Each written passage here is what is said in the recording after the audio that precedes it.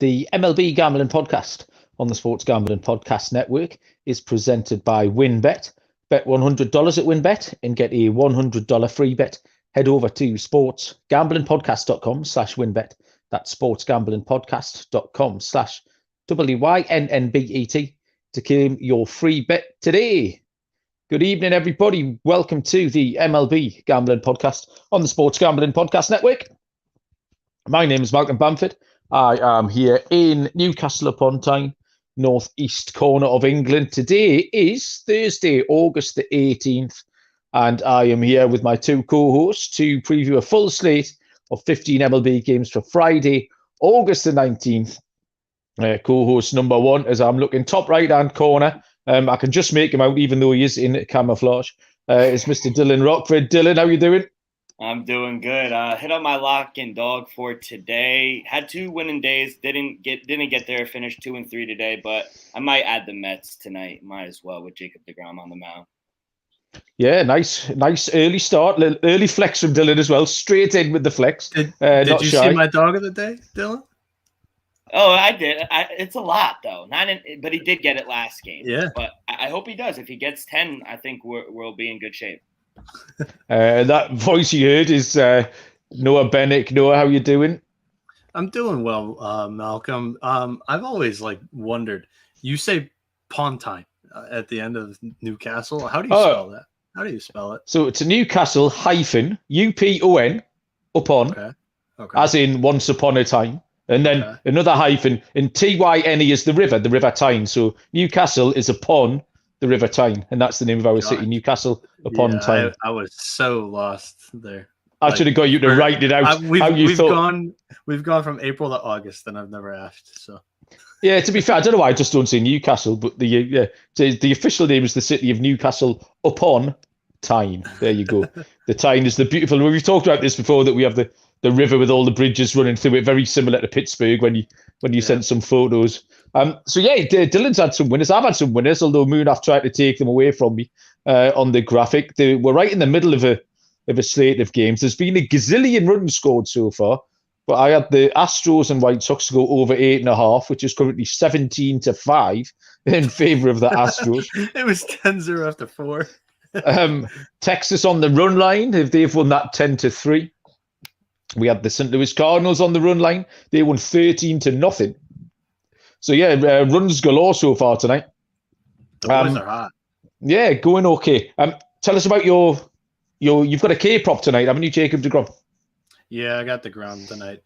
It's 9.5 Ks, and I mean, I'm living to my word. Yesterday on the podcast, I mean, he's hit that in his last 2 starts. And the first start that he didn't, he only went or was allowed to go 5 innings, 60 pitches, and he had 6 strikeouts. So it's like everything spells that he's going to have double-digit strikeouts tonight, and he's already faced the Braves teams once, done it, and they offered it at plus money. I couldn't pass on it, and we already hit on the Zach Gallen Ks today, so that one was not offered at the 4.5. That was regular. 5.5 still too low. So, like I mentioned yesterday, just kind of the out west market is a little bit weak, I think. I have a quick question for you guys. I know that the Mets seem to have been controlling his innings pitched, Jacob deGrom, but if it was up to him, I think he'd go a little longer. In such a key game today, do you think they'll let him go a little more, maybe 6-7 innings? Yeah, I do. Agree, yeah. I think at certain points, I know there's a lot of sports science and stuff involved, but with a senior professional like that, you've just got to trust them sometimes. You've got to let them go. And certain clubs will do that, and I don't think the Mets would have a problem doing that at all, and just letting him go. It's a big series, and I think they trust him. He's he's a senior guy. He knows his own body, and yeah, I'm looking forward to watching an hour later on. Yes, sir. We mentioned just deGrom's strikeout chart because we do broadcast this live on YouTube and Twitter. There's a couple of faces already in there who might want to get on those strikeout props. So part of the reason we mentioned it, good evening to the ladies and gents who are in there. Lane's one of the faces who's been picking up a couple of winners already by the looks of it. So let's get to these Friday games. There is one afternoon game, which is at the Chicago Cubs, where the Milwaukee Brewers are the visitors. It is a 2:20 Eastern first pitch, and it's Aaron Ashby, left-handed pitcher, going against Keegan Thompson. I have lines. I think we've got lines for 14 of the 15 games here. We only run lines here. We've got no total, but we do have Dylan, who is a total machine. So the Brewers are minus 140. The Cubs here are at plus 119. And we're going to get Noah. You can lead us off with a handicap for the Brewers at the Cubs. All right. So travel day for Milwaukee, not too bad. They're going from Milwaukee to Chicago. But for the Cubs, they're coming to Chicago from Baltimore. So just one time zone change, not too bad.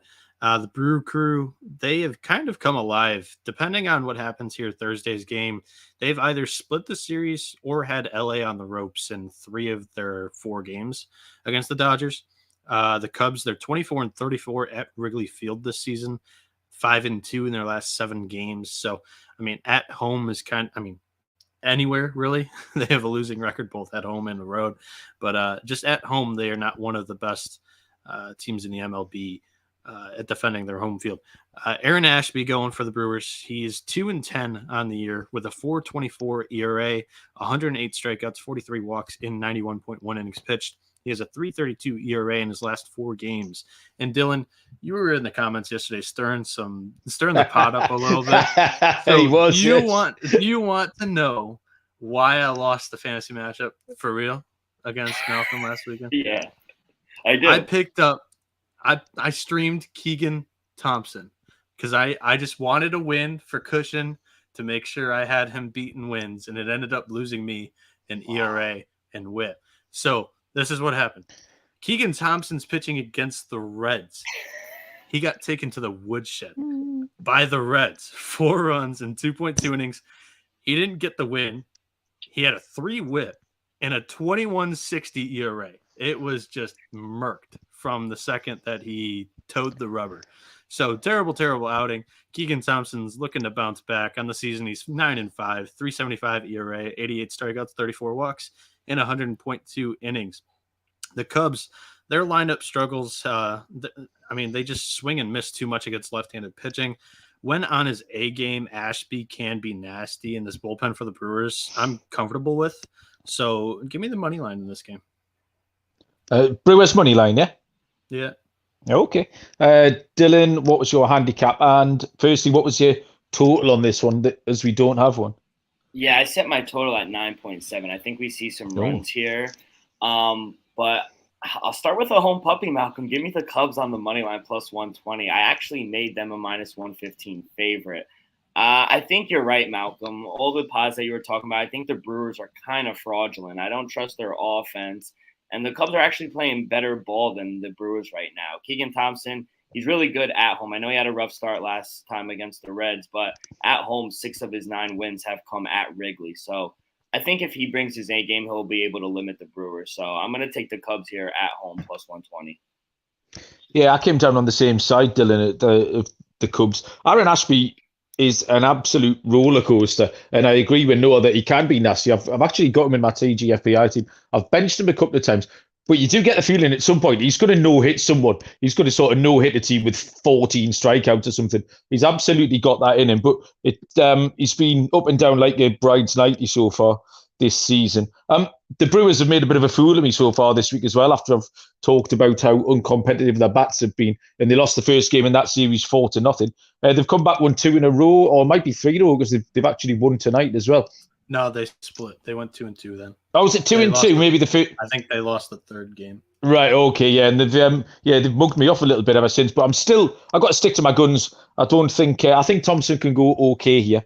And like Ashby, you just don't know what you're going to get. Absolutely don't know what you're going to get. Could be a bit of a letdown spot for the Brewers as well after a couple of decent wins. So I'll take the Cubs. I really like the bullpen in this matchup. For me personally, Thompson could go very well, but this Cubs bullpen is bottom 5 in the league. And the Brewers, they still have some talent back there, and they've showed it in this Dodgers series. So I trust that the Brewers are going to be able to keep the Cubs low scoring. I know the Brewers are going to be low scoring. So, under, and I like the Brewers. Could maybe pivot to Cubs first 5 would be another option there on the back of Noah's. Yeah. Bullpen Information. Okay, 7:05 Eastern first pitch, which is keeping me out of the forgetting about the Mets trap because they are early. The Mets travel to the Phillies, where Chris Bassett will take on Aaron Nola for Philadelphia. The Mets are plus 105, Philadelphia minus 125. Total here is set at 8.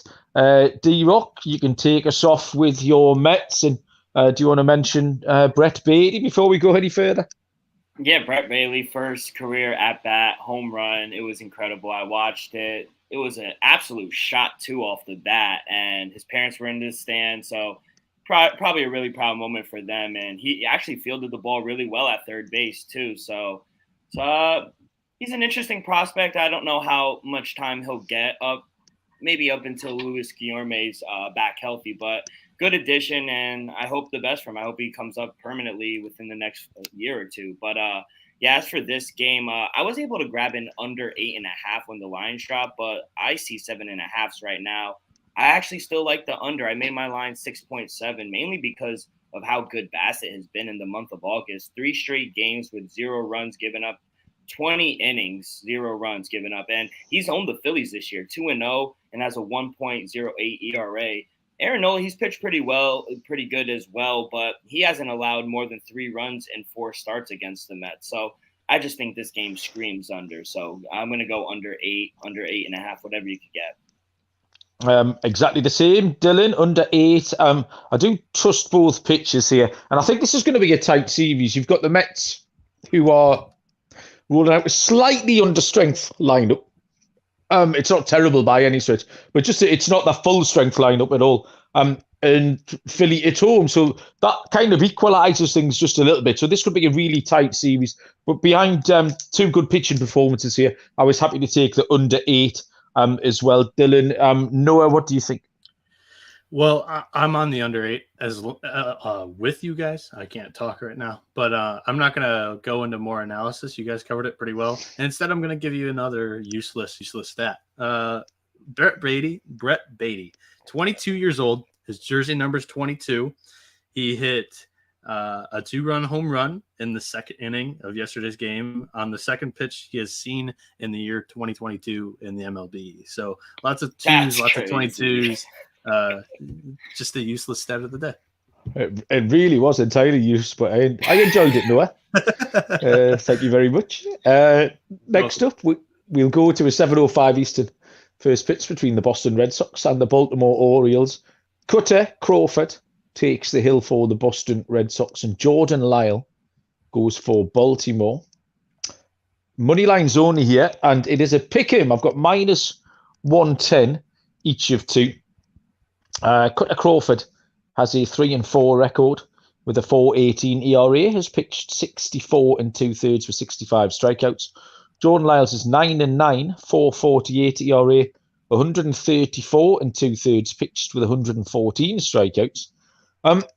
Crawford's been going along okay, 3.77 ERA in his last 5. His last 2 starts have not been as good. He gave up 5 earned runs against Kansas City, and he got away with 4 walks against the Yankees. This stat line didn't actually come out too bad, but I feel like he kind of got away with it a little bit.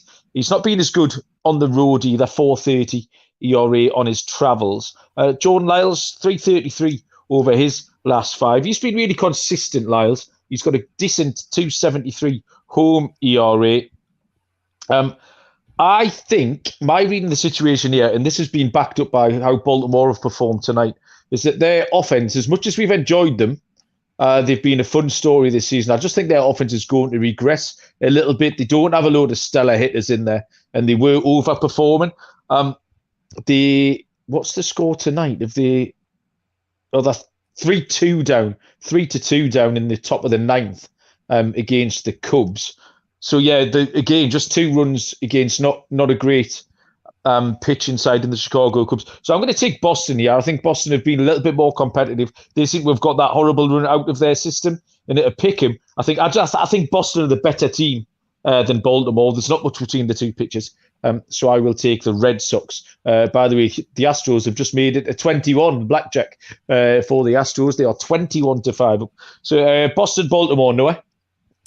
Give me Baltimore. I like the momentum of this team a little bit more than the Red Sox right now. For me personally, Baltimore just is very, very valuable at home. I don't know if that's the correct term for that, but I mean, when they open up as a favorite, most of the time they've been opening up as a dog. But if they open up as a favorite, the book definitely knows something. So I'm going to be on the favorite with the Orioles here. And this is about the time of the podcast where I'll squeak in a little League World Series update. My champion, my plus 500 future Hawaii, they mercied the team they played yesterday, 11-1. So there you go. I mean, if you can find odds on your book, just keep rolling over the money line until they get to the championship and they play Japan or Chinese Taipei. But yeah, so give me the Orioles in this game.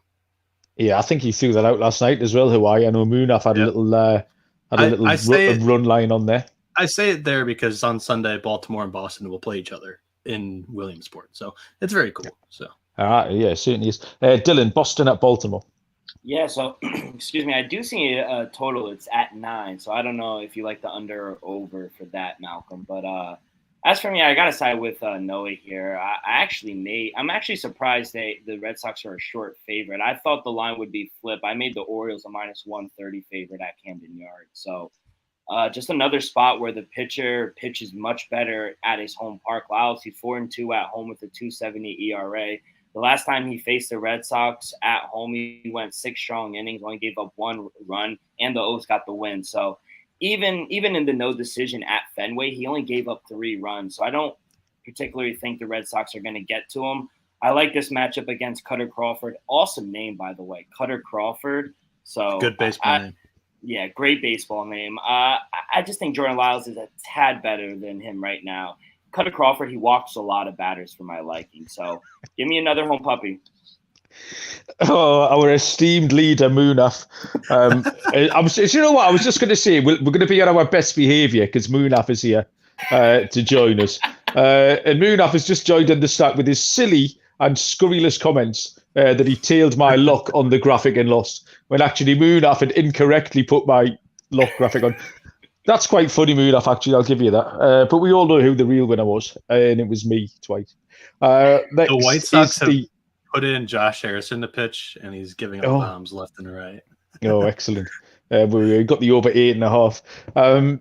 7:05 Eastern first pitch. And now I'm seeing a picture for this one. This was the one we were TBD earlier on. The Cincinnati Reds against the Pittsburgh Pirates. Graham Ashcraft for the Cincinnati Reds. And as Noah suspected, it is going to be Bryce Wilson for the Pittsburgh Pirates. The books, that's happened in the last 30 seconds. That happened before my eyes. So we have no lines for this one at all. But Dylan, if you've got any leans on Ashcraft against Wilson, what have you got? No real. I didn't know Graham Ashcraft was going, but I don't know. You got to think they're both really bad. You got to think Ashcraft would open up short favorite, maybe. I think he's a little better than Wilson. I know the Pirates are at home, but they're not particularly well. They play well at home. So maybe depending on the total, maybe we look towards an over because both two below average pitchers. I would lean over in this game. I got to see where the lines end up, though. Yeah, Noah, hands up. What you got? Yeah, Malcolm. I mean, he's your guy. Ashcraft pitches better at home at the Great American Family Ballpark or something like that in Cincinnati. If there's a ballpark that's quite similar to Cincinnati, it's PNC. Is it just a comfortability factor in Cincinnati and he just doesn't like pitching on the road? Or is this something that, I guess, analytically, is there something up with Ashcraft's road starts? Yeah, well, I'm not the right man to ask. I don't know. I've enjoyed him. I think Elaine in the chat's pointing out that he has been one of the most profitable pitchers this season. Yes. It might just be a complete coincidence because actually what happened was he pitched really well for a spell, and then he didn't. And all of a sudden he's kind of evened out a little bit. And he got quite a lot of airtime actually in the early months of the season here because we were following, we were doing okay. Oh, yeah. So I do like him. This is an odd one. I would take Cincinnati here. I've just been out on Pittsburgh playing very well at all lately. Neither is Cincinnati. It's not one to inspire any confidence. But I do trust Ashcraft. I think he's got it in him. And I'd like him, if he puts one decent road start up, I think he could reel off 2 or 3, because I don't think there's anything in it really, other than, like I say, possible coincidence. Or he is new to the show as well, so I would say about that. So I would take Cincinnati on the money line, but it's not as strongly. And plus, we haven't seen any odds either. So did you give a pick on that one, Noah? No, I went digging more into Ashcraft because I'm almost auto fade Bryce Wilson every time. Just Ashcraft on the road nerves me a little bit. He had a 27 ERA, gave up 7 runs in 2.1 innings at Wrigley Field. I mean, you never know. The wind could be blowing up pretty strong there. But that's his worst outing on the road. Definitely is going to skew the road ERA there. And in his last 4 starts, he has a 2.48 ERA. So give me the Reds and Ashcraft here at PNC Park. Yeah, if you look, Noah, his last 2 outings on the road, he's only given up 1 run, and then the 3rd start against the Yankees, they actually upset the Yankees, and he went 5 innings and only gave up 3 runs against a very good lineup. So yeah, I wasn't going to mention the last 2 starts because they're against the Marlins and the Brewers, 2 pretty down offenses, but still, I agree. Yeah, yeah. I mean, so Pittsburgh like I say, is no better. Might just be a bit of a coincidence, and he's settling down again. So you're happy to take Ashcraft in that spot. 7:05 Eastern first pitch is probably one of the 2 series of the weekend here. The Toronto Blue Jays at the New York Yankees, where Kevin Gausman will take the hill for Toronto, and Jameson Taillon goes for the New York Yankees. Toronto are plus 110. The Yankees are minus 130 favourites. Total here set at 7.5. Noah, interesting stuff here. The Yankees eventually got a win last night, and they needed it and got it in very dramatic fashion. So can they build on that in this game tomorrow against the Blue Jays? Yeah, I tweeted it out last night, but Stephen A. Smith is going to be the one to blame after the second half hot streak that the Yankees are going to go on here, starting yesterday, continuing today, going into tomorrow. The Blue Jays, they were hot for a little bit, but now they're 2-6 in the last 8 games, and I just love Johnny Genta's Twitter feed just blowing up the Blue Jays left and right.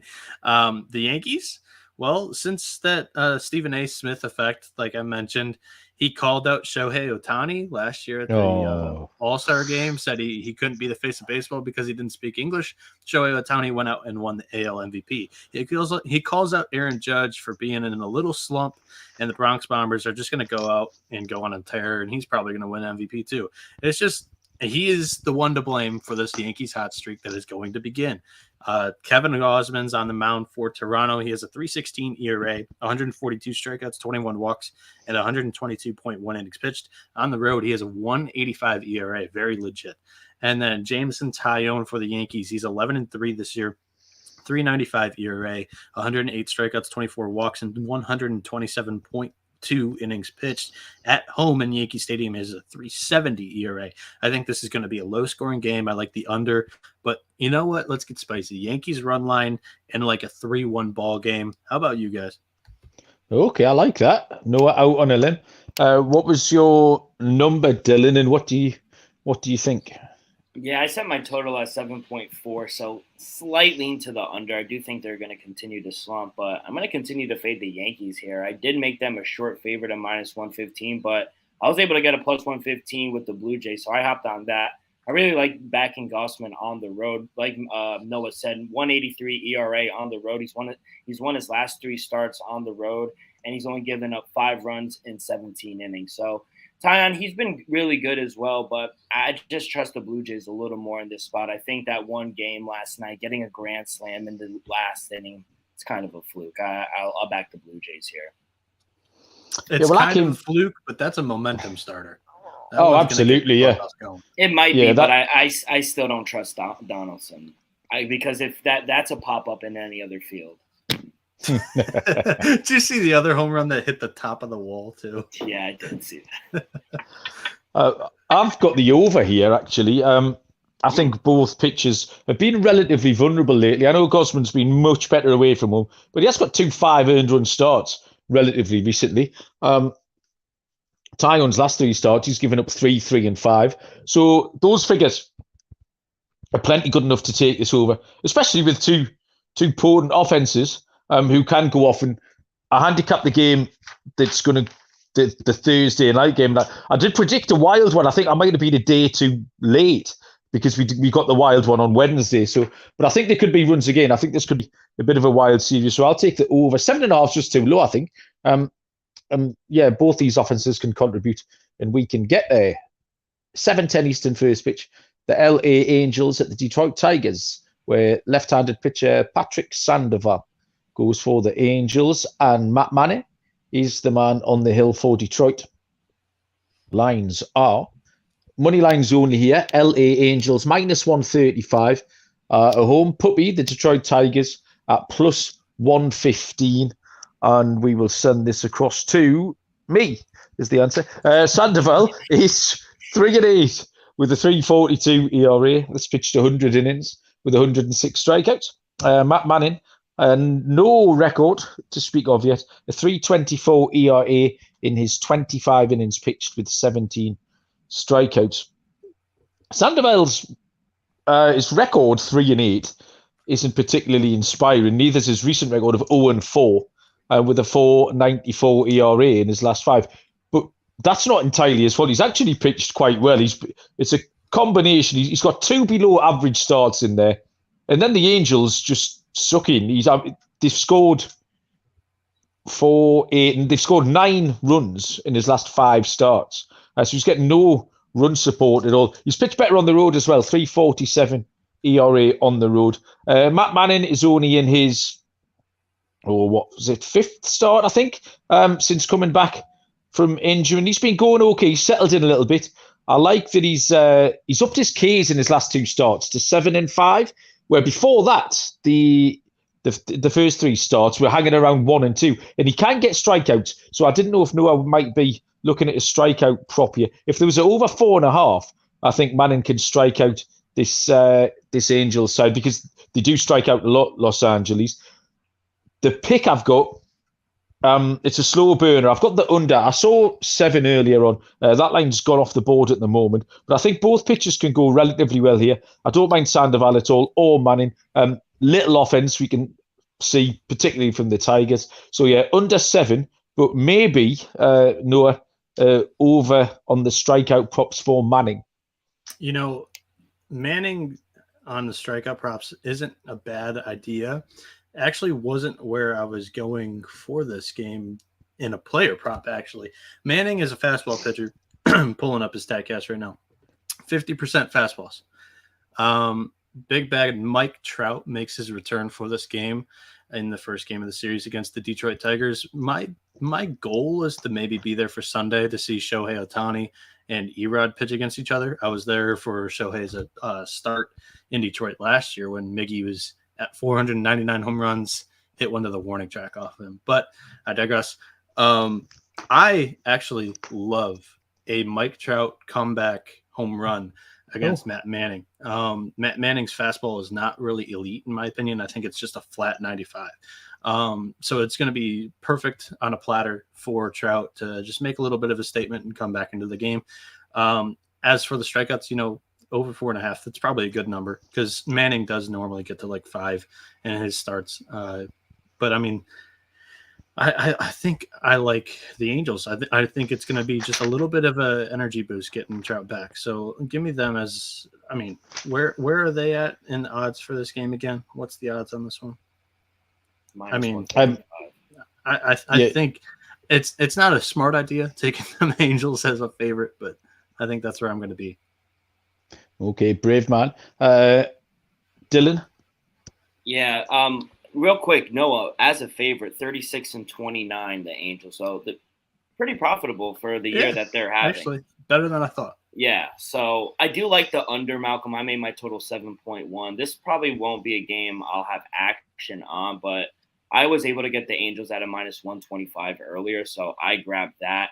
Matt Manning, like Noah said, he just isn't a guy I want to back. And Sandoval, I just think he's a tad better. I think his record isn't an indication of how decent he's pitched. He just hasn't gotten the run support like you mentioned. And I think he could build off his last start on the road. He pitched pretty well against Mariners who were hot. So I want to see a little more consistently from him. So slight lean under, slight lean Angels here, but I wouldn't back the Angels anything over a -140.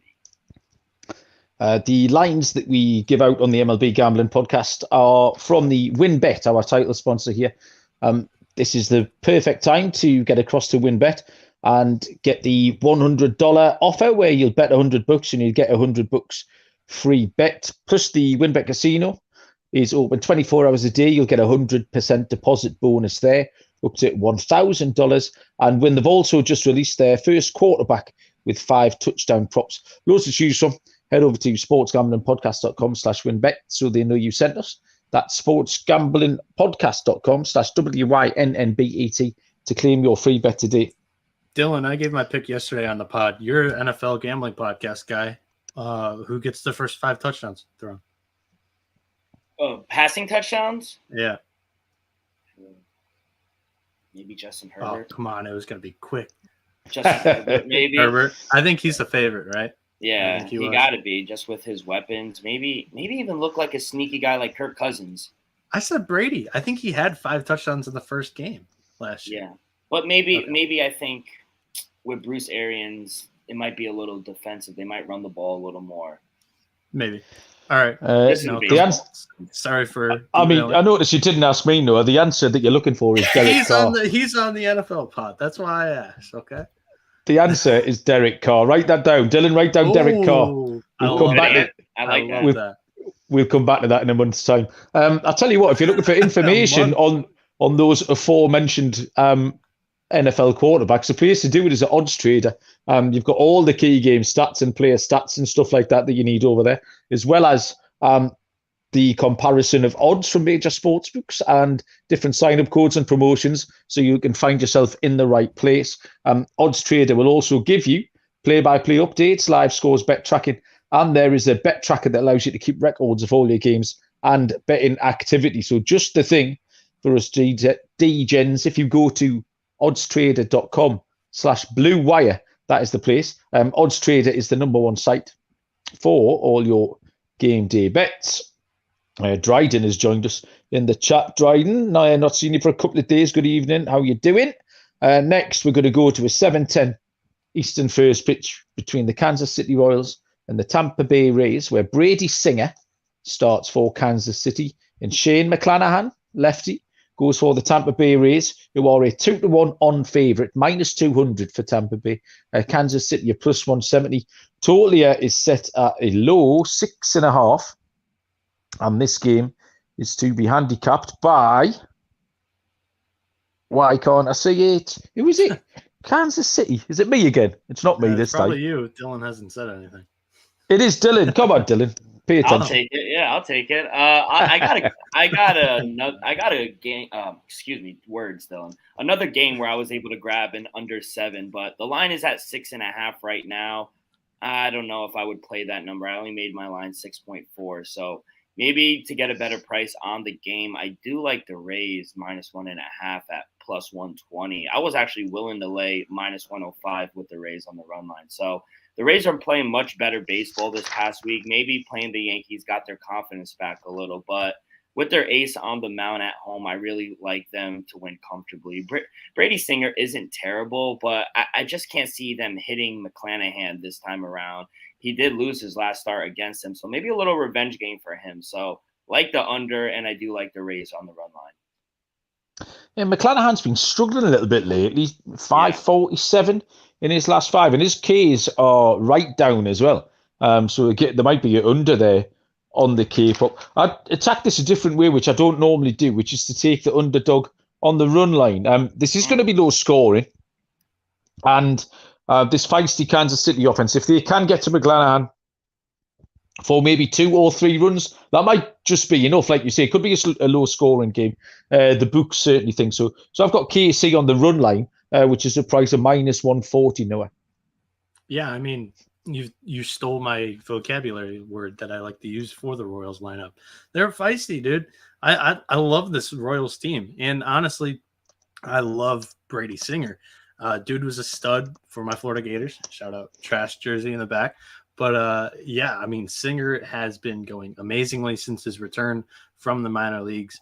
A little fastball slider combination for the kid has been incredible. McClanahan's also a guy that was my guy. He's on my fantasy team. He's been my ace all year.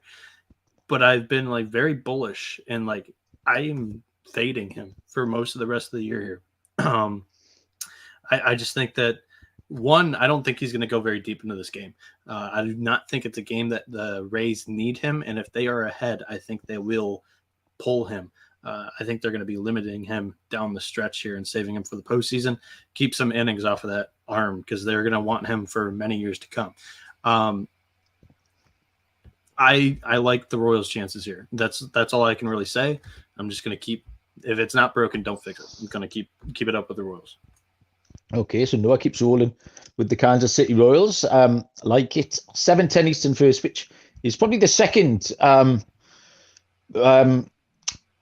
can't think of the right word. It's the important series of the weekend. Behind that Blue Jays and Yankees one is the Chicago White Sox and the Cleveland Guardians, which gets underway at 7:10 Eastern tomorrow. Lance Lynn will go for the Chicago White Sox. And Tristan McKenzie is going for the Cleveland Guardians. The White Sox here are plus 112. The Guardians are at minus 132. Noah, big series this because the White Sox, as we've discussed the last couple of nights, probably not as bad as we've all been making out. But Cleveland with a chance here to put some distance between them and their divisional rivals here. Malcolm, what are you doing to my guy Dryden in the chat? Oh my God. I've been in tears for the last minute when Malcolm said he got a note. I love Dryden. Dryden is so active in the college baseball Slack channel, and he's moved to Discord with us, and still one of my favorites that I've gained through working for 6 months with SGPN. But yeah, that's hilarious. The White Sox and the Guardians here. I told you guys my read on the White Sox was not that I wasn't that confident in it, and I don't think it's that good. I had them on the money line. I thought it was one of my favorite dog plays of the Thursday slate. Malcolm, can you update us on your total that you hit for that Astros White Sox game? Because I had the White Sox money line there. The total was 8.5. It finished 21-5. So yeah, we just squeezed in. So the Astros covered the total in the spread of the game. They covered it. They covered it twice. They covered it, and then they covered it again. Yeah, and I was on the White Sox. So I mean, if that's enough tell, I don't know if my opinion on the White Sox matters much to the listeners, but I thought they would win. They were just blown out early and throughout that game. Pick your poison this weekend with this series. The White Sox Guardians, they can go either way. Both teams really have just kind of been up and down throughout the whole season. By principle, though, I think the Guardians coming off of an off day here and the White Sox off of an ass kicking by Houston in the last game of a 4-game series. I like the spot for the Guardians. And then the White Sox, Lance Lynn, he hasn't been great lately. 3-5 on the year, 5.62 ERA, 69 strikeouts, 11 walks in 65.2 innings pitched. He has a 7.53 road ERA, a 4.21 ERA in his last 4 starts.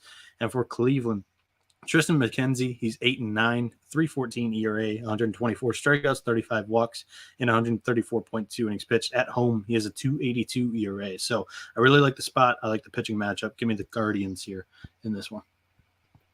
Yeah, well, I'll chirp in there as well because I came down on the same side. Of the two pitches, I just trust McKenzie ever so slightly more. And there's not much between the two lineups. It is a big series. Home advantage, Cleveland at minus 140 seemed reasonable to me as well. Dylan? I had to get myself together after that. That was yeah, team ride here. Give me the Guardians here on the money line. I love the pitching matchup for them as well. It's an off day, like Noah mentioned. And McKenzie, he's been really solid for the Guardians at home this year. He's already beaten the White Sox on the road. He went 5 innings, only gave up 1 run. And the Guardians won that game. Now facing them back home where I think he'll have a better performance, I got to take that. I got to take the Guardians. Both clubs, they are playing pretty well. after tonight or today with the White Sox. But I do trust the Guardians a little more. I just can't get behind Lance Lynn on the road. So Guardians here. 7:20 Eastern first pitch. The Houston Astros go to the Atlanta Braves. Lance McCullers Jr. goes for the Astros, and Kyle Wright will take the ball for Atlanta. These lines have just dropped as well as we've been speaking. Houston are plus 115, Atlanta minus 135. I see no totally as yet. Dylan, briefly, can you give us a number on this, you reckon? Yeah, so I see totals up and it's at 8.5, and that's exactly where I'm going. I'm going to go under. I feel like I've been playing a lot of unders for the Astros lately, but they've gone under this number in 3 straight. Not today. They scored blackjack tonight, so they went over today. But for the most part, Astros for the year have been an under team. So I also like Wright, who pitches better at home, and I know Lance McCullers. He's only had that one start, and it was against the A's. But I thought he looked pretty sharp. I think both pitchers can keep this under the total. So maybe they got all the runs out of the team today. So maybe you want to look towards the first 5 under, but I like the full game under 8.5. Yeah, you're right. McCullers has just had that one game back, pitched 6 innings and struck out 5. And he did look sharp. It was a beautiful introduction for him, actually, because it was at home against Oakland. So you couldn't really have selected a better opposition or a spot for you to make a debut back. So yeah, it'd be interesting to see how McCullers continues against kind of a proper team tomorrow. Kyle Wright, I handicapped him last night actually, thinking he was going against DeGrom in the Thursday night game. Kyle Wright's got a 14-5 record, a 3.14 ERA, has pitched 134 in 2/3 with 129 strikeouts. 369 record in his last 5. This has got the look of a little bit of a pitching duel about it. And I do also like taking the Houston unders, the same as Dylan just talked us through. So obviously, Houston, you tend to find this. I don't know if this is just CSA. There's probably no stats to back this up. But once a team's gone berserk, like Houston have done tonight, that's what I was you tend to find they could have a 3-run night. So yeah, I think we can get this under 8.5 tomorrow, Noah. Yeah, I like the under here. And yeah, I mean, they went crazy today. They're historically this season been an under team. So you have to think that they're going to somewhat regress through the mean. And even better to support that fact is it's a travel day. They're going from Houston to Atlanta, changing time zones, just a general rule. And Kyle Wright at home, been dominant this year. Another one of my Vandy boys that I like to tail in the MLB.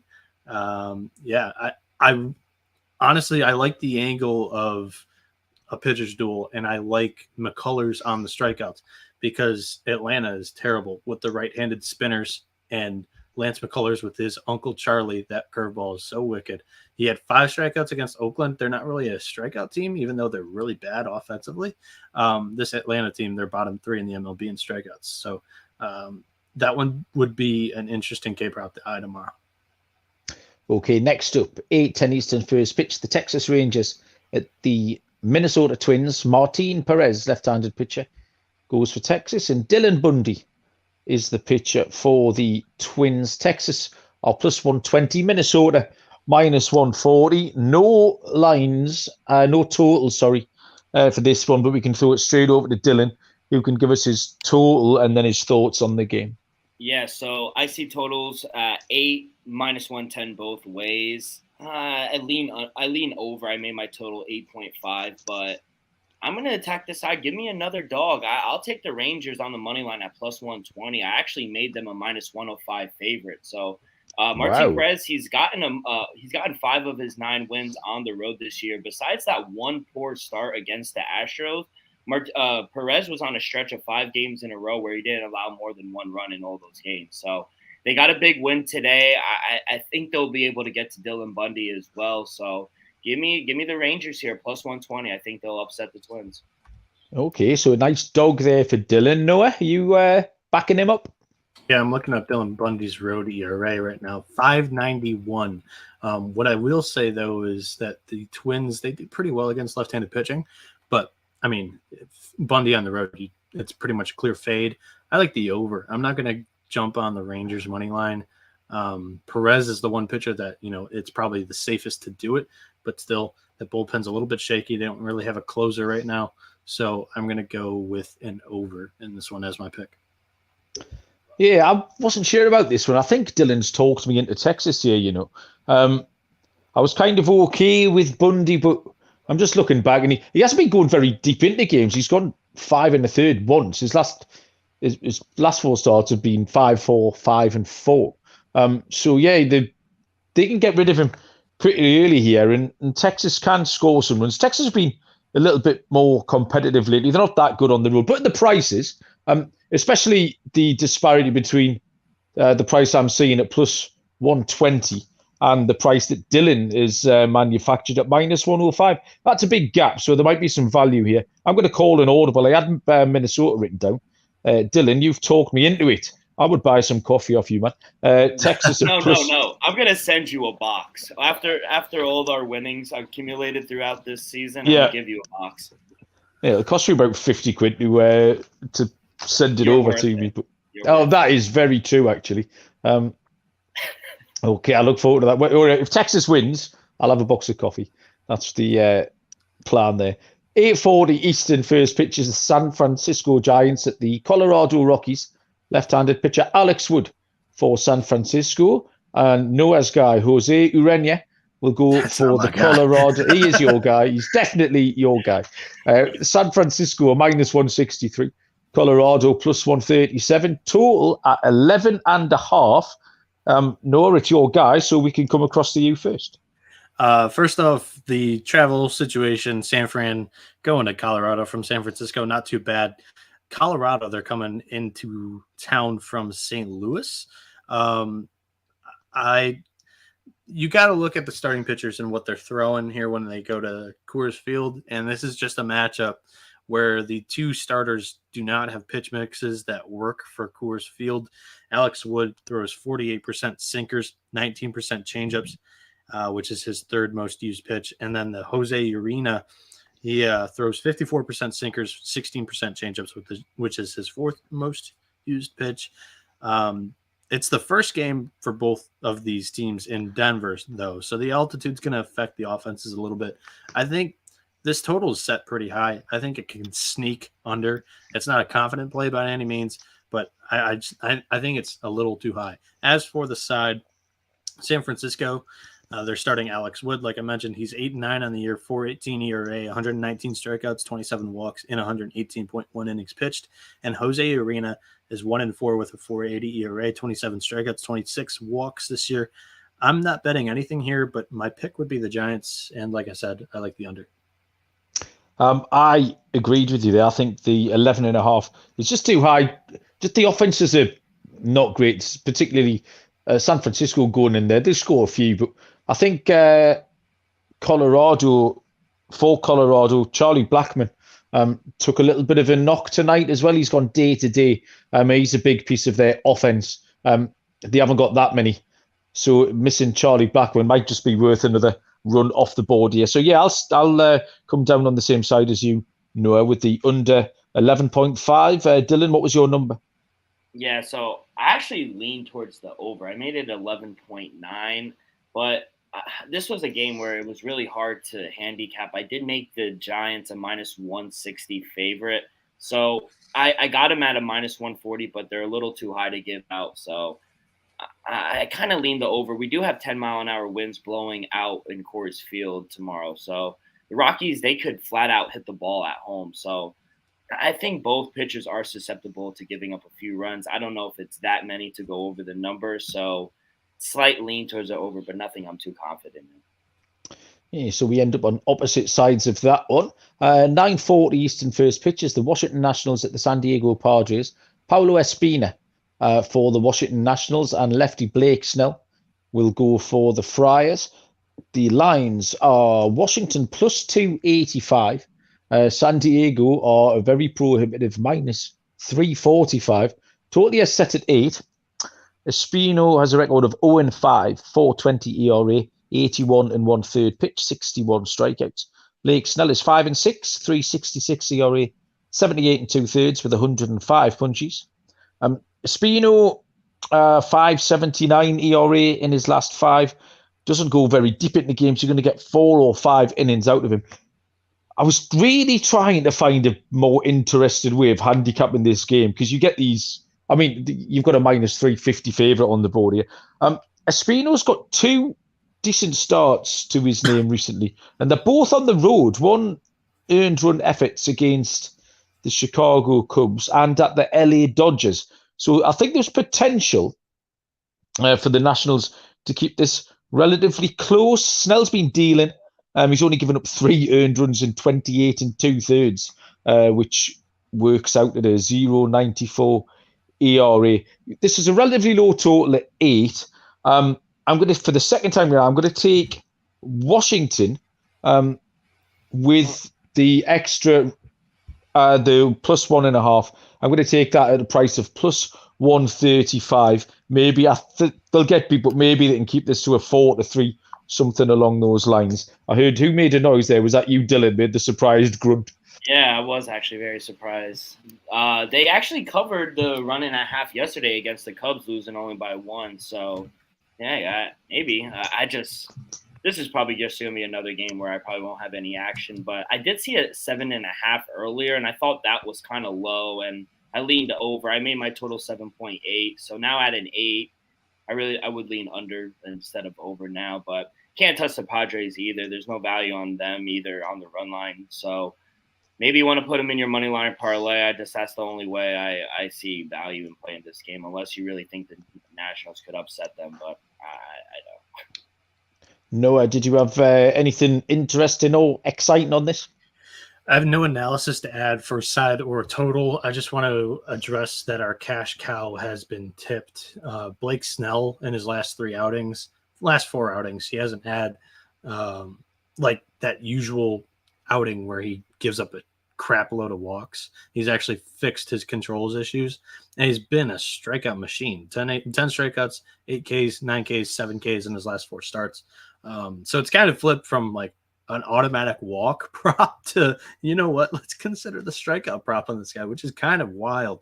And you know what, when we hop onto the strikeout prop, that's when he's going to suck again. So that's my analysis on that. Did you guys see the Black Panther that the San Diego Padres had in their dugout yesterday? No. What, a real one?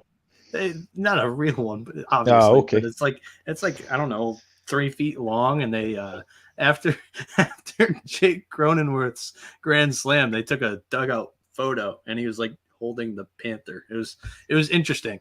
I think it's kind of funny because it's something new, and that like chain with their spinning logo, that was like Tatis's thing. So they got rid of it, and I think it's a whole new mojo, and it's kind of funny.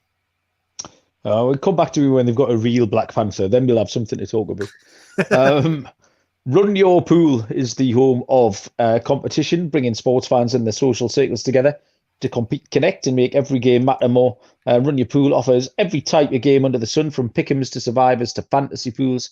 It is a one-stop shop for sports gaming with customizable features that you don't get anywhere else. We have teamed up with Run Your Pool to host a pool for our official SGPN NFL Survivor contest.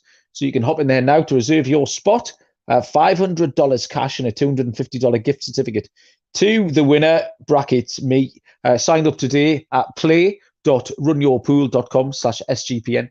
That's play.runyourpool.com/SGPN. And Sleeper, the fantasy platform, it's getting lots of traffic from me at the moment, as well as the 4 million other users, the best fantasy app around. But they have added that over or under game to the app, where you can pick your players, pick your prop, choose your own stake, and then you can win anywhere between 2 and 20 times that stake by being right. With the NFL season right around the corner, Sleeper is the first sports contest game built into the fantasy experience.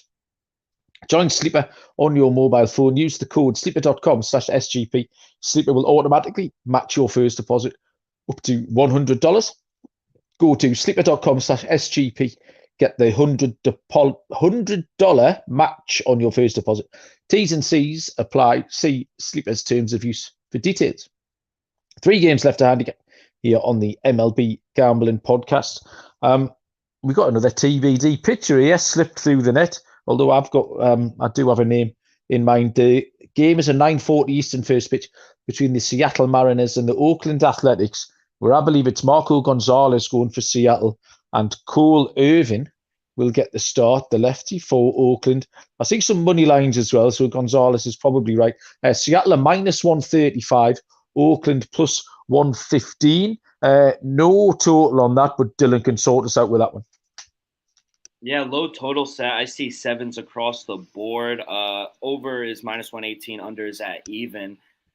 I hate to fade my second favorite team, but I did make the A's a -105 favorite. I just can't back Marco Gonzalez right now. He's 2-1 against the A's this year, but for the past 6 games, he's been unbackable for me. This could be an all-full play, but the Mariners have won 3 in a row, and the A's just can't buy a win. But Cole Irvin at home has been incredible. He hasn't allowed more than 2 runs at home all year.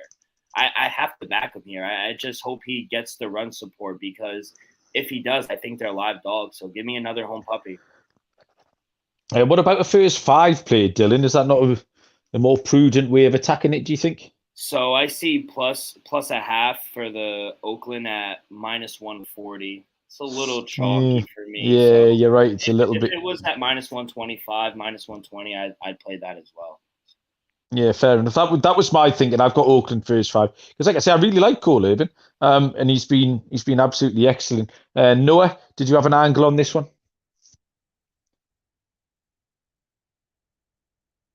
Noah, you on mute? You're on mute, you buffoon. Dang it! I was on mute because of the ad. It's tough to back Oakland with their bullpen guys, right? It's safer to go first 5. Yeah, a little, but I don't know. I would back. I mean, Irvin pitching at the dump has been amazing this year, so that's my angle. The dump. Oakland really, it's not much of a threat, but when Irvin's on the mound, they can win a low-scoring ball game. They got to keep it low-scoring when Irvin comes out, though. That's the biggest key. I just called you a buffoon there. I don't think anyone's used the word buffoon in a sentence since about 1978, so that might be a record. I apologise for that, Noah. Next up, 9:40 Eastern first pitch between the St. Louis Cardinals and the Arizona Diamondbacks. Miles Mikolas for the Cards and Tommy Henry, left-handed pitcher, will go for the D-backs. Money lines only on this one. St. Louis -175, Arizona +145. Noah, I think you're the man to tell us about Tommy Henry. Yeah, that's my guy. Travel days for both teams, though. St. Louis going to Arizona from Missouri, and Arizona, just a little bit of travel down from San Francisco. Nothing too serious. Starting for St. Louis is Miles Mikolas. He's 9-9 on the year, 3.44 ERA, 114 strikeouts, 27 walks, and 149.1 innings pitched. Besides road starts in tough ballparks at Colorado and Cincinnati, Mikolas has been money. As for my guy, Tommy Henry, he's 2-1 in 3 career starts, 4.15 ERA, 9 strikeouts, 8 walks, and 17.1 innings pitched. He's going to be thrown to the wolves here for the second straight start. He had to start at Coors against a left-handed pitching eating team in the Rockies, and now he has to go up against another left-handed pitching dominant hitting team in the Cardinals. They have an 804 OPS, which leads the MLB right now. Henry has a little bit of a control issue going on in his last few starts. Some of that may have had to do with Coors, but he really hasn't had a bad start yet in the pros. I think it comes here, to be honest. Plus, with how hot Albert Pujols has been, it's all against left-handed pitchers, too. He's got like 3 tanks in the last 2 games. This just is not going to be Tommy Henry's day. Give me the Cardinals in every which way. Money line, run line, team totals. I like it. Okay. Dylan, Mikolas against Tommy Henry. Yeah, Malcolm, I think this is a new record. Give me another home dog. I'll take the D-backs +148. Both teams playing well in their last 10 games, but the Cardinals, particularly not a good road team, under 500, and the D-backs have been solid at home this year. Tommy Henry only making his 4th start, like Noah said, and I like what I've seen from him so far. He hasn't pitched bad at all, I think. He gives you good length. He keeps the hits to a minimum. he has to cut down on the walks a little bit, I think. But if he does that, I think he could limit the Cardinals. I'll take another shot with Tom Henry and the Snakes here. I don't know if you guys remember how high I was on Reed Detmers at the beginning of the year. He kind of struggled, had a little bit of control issues, wasn't striking out many guys. It's exactly how I kind of see Tommy Henry right now. So I'm just saying, like, maybe right now isn't the best time where I'm like all in head first back in Henry, although it kind of has seemed like it. But I think in due time, Henry's going to be a dominant left-handed pitcher like Detmers has turned into in the second half of the season. Yeah, that's fair enough. That's good analysis, Noah. Last game on the card here, 10-10. Wait, Eastern do you Did you give that a play? pick, Matt? Oh, Did you give it a pick? yeah, under 8.5 for me. Because I've heard Noah talk Henry up before, I think he could hold it together. And I'm also fading the Cards who scored all those runs tonight, the same as we're fading Houston, who scored all those runs. So, yeah, Henry can hold it together, and that will go under 8.5. Yeah, glossing over myself there, sorry. Last game, 10-10. Eastern first pitch is the Miami Marlins at the LA Dodgers, which is Jesus Luzardo, left-handed pitcher for the Miami Marlins, and another lefty, Tyler Anderson, will go for the LA Dodgers. Miami plus 220. LA Dodgers are minus 270. I've got no total on this one either. Have you got a over or under there, Dylan, for us? Yeah, I see 8s across the board, minus 110 both ways. Okay, so a total of 8. Luzardo 3-5 has a 3.72 ERA. Has pitched 46 innings with 58 strikeouts. Anderson 13-2 on the season, 2.81 ERA, 128 and a third pitched with 101 strikeouts. Luzardo's plodding along okay. That's pretty much all he's doing. He's actually been a lot better on the road. 2.80 ERA on the road. Relatively small samples, though. Remember, he's only pitched sort of 46 innings so far this season. He's been consistent with his strikeouts. You might have noticed, Noah, this is your influence. That's about the third time I've mentioned strikeout props tonight. This is you getting in my head. I thought if there was a 5... I'm getting in your head because it works. Yeah, I thought if there was a 5.5 kicking around, that the over there could be a play for Luzardo. Tyler Anderson, 2.88 ERA in his last 5. His last home start, he went 7 scoreless against the Padres. This is boring. This is the play I probably should have made on San Diego against Washington, but I am going to make it in the Dodgers against the Marlins here, which is the Dodgers on the run line. Not very exciting, but yeah, possibly I'll have a look at the Luzardo strikeout props, Noah. Not very enticed by Luzardo's strikeout props, just by the fact that the Dodgers crush left-handed pitching. They're 5th in the MLB, that's fair enough. And OPS with a 758. So not like super excited to look at that prop number tomorrow. But, you know, if it comes out at 4.5, might be a little enticing because he should be able to get 5. But yeah, just different ways to skin the cat, but it's Dodgers run line here against the Marlins. And I think this is a travel spot for the Marlins, if I'm not mistaken. Okay. Dylan? Yeah, I'll end the show with the total. I do like the Dodgers on the run line, but give me the under 8. I made my total 7.1. Anderson, he's been terrific at home, undefeated this season. And his last 3 starts at home, all 3 have gone under the number. He's only allowed 5 runs at home in the last 34 innings. Now he gets the Marlins team, who they finally scored more than 3 runs in over a week. I think they're going to have a tough time hitting him. As long as the Dodgers don't unload a lot of runs, I think this game could go under 8. So I'm going to dive under 8. That's not a bad play because I didn't look up the travel spots prior to this. Miami, they do have a day off, but they are coming from Miami to the LA, and LA is going from Milwaukee to LA, so it's a little bit of a travel spot for the Dodgers bats. So under might not be bad. Okay, lock and dog picks to come in a moment. I don't know what's going on here. Someone's cooking something now. It's 10 to midnight, and everyone's been in bed for about 2 hours. But I can smell, you know, like when you walk past a bakery or something. Yeah. That's what I've got going. Possibly I'm having a stroke, because I think if you can smell toast, that is a sign that you're having a stroke. So if I pass out, if you could call someone. Other than that, someone's cooking something. I'm going to have to go and investigate this in a few minutes. Is that why you kept looking around? Yeah. It's like, I can't decide if it's coming from the kitchen, which is that way, or if it's coming from outside, which is that way. Those are just like supernatural beings telling you this is us getting you back for jinxing all of the no-hitters and perfect games that you have on stream. So that's what's going on now. You're just gonna have a stroke on stream and MLB Gambling Podcast episode. Oh my god! All right. He was the one that first said it. That's not my joke. He joked about it first. keep it light, Noah. Can you please? Who do we call? Yeah, neither do I. He's in England. What do we do? Ring Moonaf. 911. Hey, I'm podcasting with a dude in England who just passed out. What do I do? If you ring 999, you probably get through to an English paramedic. They'll be all right. I'll tell you what, though. Get this beautiful segue, boys. The thing when you've bought your delicious baked goods is to enjoy it with a cup of trade coffee, which connects customers to the freshest and best tasting coffee they've ever made at home by partnering with the country's best craft roasters. This is expert tasted coffee. They keep 450 different kinds live and ready to ship every day. There is a perfect coffee for you, and Trade will help you find it if you take their quiz, and that's the place to start.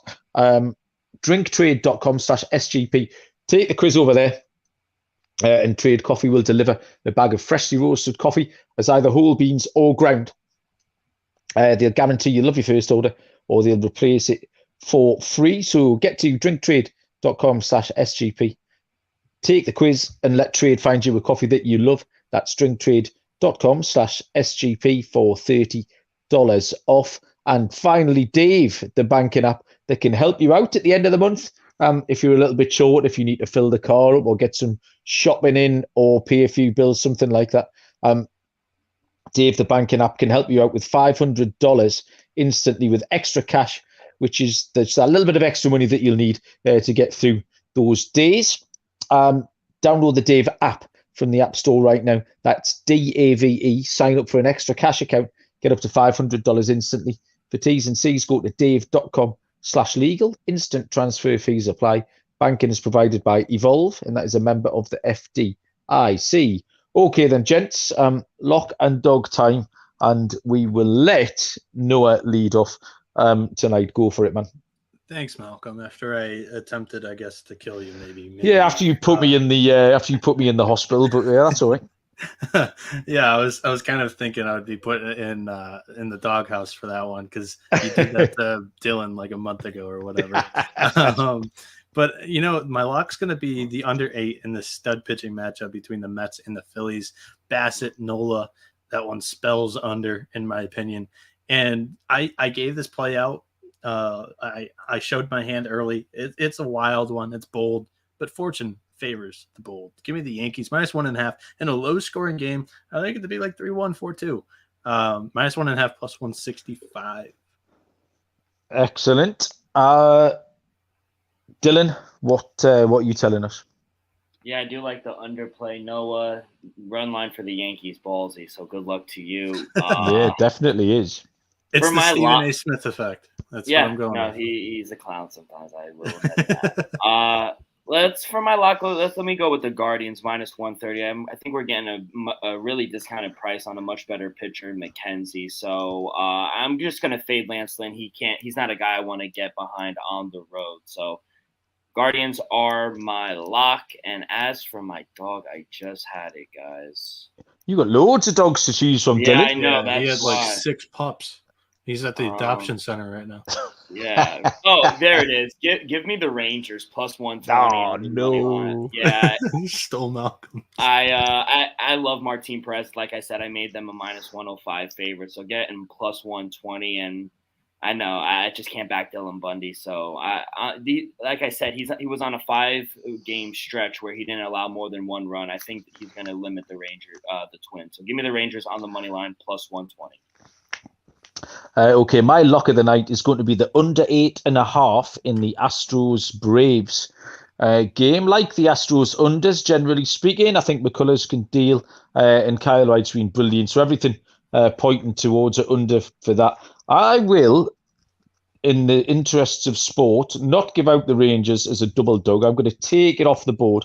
I'm going to give out a dog that's a similar price. We're going to go right back to the top of the show, and it's the Chicago Cubs. Nice. They are plus 120 at home to the Brewers, and Ashby. You just can't trust Ashby at all. I like him a lot. I don't trust him. Different things liking and trusting. So give me the Cubs there at plus 120. Back at home, I think they can get us that win. And that, boys and girls, has got us to the end of the show. So cheers, Noah. Cheers, Dylan. Noah, is it more Little League tonight? Yeah, Little League stuff. Honestly, I don't really have a play for tonight. Tomorrow, Hawaii makes a return. So technically, it would be August 19th when you're listening to this pod. Hawaii makes their return, and they're going up against, I believe, Utah, which is an interesting little storyline because Utah's playing for a teammate that, it was a rough story here, and that he fell off his bunk bed and fractured his skull at Little League. So that was tough. Why are you laughing? Stop laughing, you evil Englishman. Yo, you're crazy. I was laughing before you said fractured his skull. They're just falling off his bunk bed. It's like a cartoon. I've done it. You've done it? Yeah. Oh, that explains a few things, Dylan, actually. Yeah. I've stood up on not really stood up, but I've gotten on my knees and gotten smacked in the head by a ceiling fan, spinning around. So the bunk beds are dangerous, man. But so they'll be playing. The kids will be playing with heavy hearts. It's either going to affect them big time, and they're going to go out there and get smashed by the best team in Williamsport this year, or they're going to play tough. So I don't know. I'm just rolling over Hawaii. Malcolm, do they not have bunk beds across the pond? We do have bunk beds. Yeah. All right. I apologize. I apologize to that young man who fractured his skull. Sorry, Dylan. What's happening with you the rest of the night? Oh man, I'm gonna watch the great matchup between Max Fried and Jacob deGrom. So hopefully the Mets can split this series. Big game tonight. So just gonna relax. That one's a good one. Yeah, watch. Brilliant. Cheers, boys. I appreciate it. Thanks, everyone, for joining. Good luck with all your bets. I'm going to go and investigate that smell. And until then, we will see you down the road. Cheers.